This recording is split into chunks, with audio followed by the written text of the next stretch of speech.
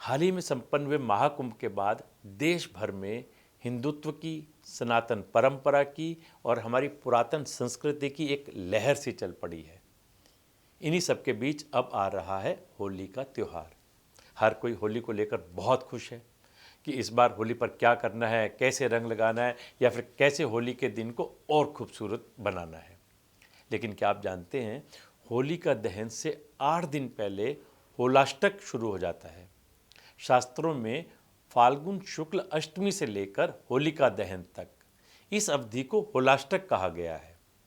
कुछ लोग आज के हाईटेक ज़माने में बहुत मॉडर्न हो गए हैं और होलाष्टक पर विश्वास नहीं करते, लेकिन यकीन मानिएगा होलाष्टक का आपके जीवन पर प्रभाव बहुत ज़्यादा पड़ता है।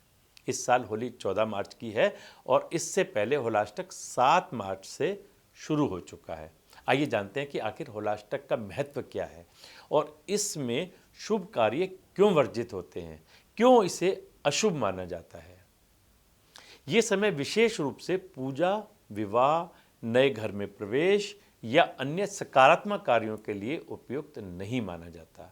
इसलिए लोग इसे एक डर के रूप में महसूस करते हैं, क्योंकि उन्हें लगता है कि इस समय किए गए कार्यों का अच्छा परिणाम नहीं निकलेगा। होलाष्टक के दिनों में राक्षसों के व्रत की कथा कही जाती है और इस समय को कुछ लोग बुराई और अशुभ शक्ति के प्रभाव के रूप में देखते हैं।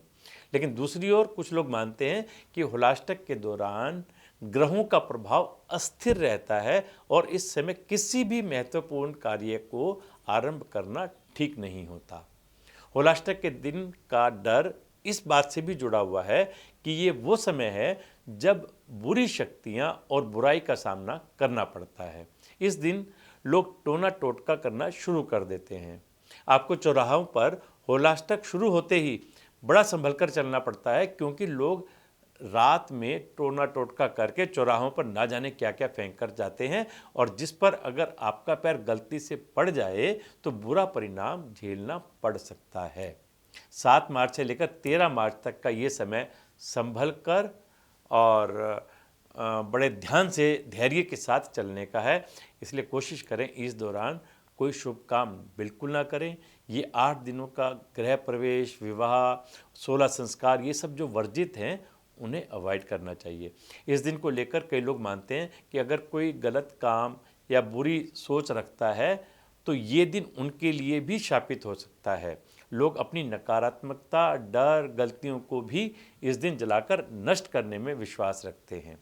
आध्यात्मिक रूप से भी इसी तरह इसे देखा जाता है कि इस दिन अगर कोई अपनी बुराई को नहीं छोड़ता तो उसके लिए ये दिन दुर्भाग्य का कारण बन सकता है।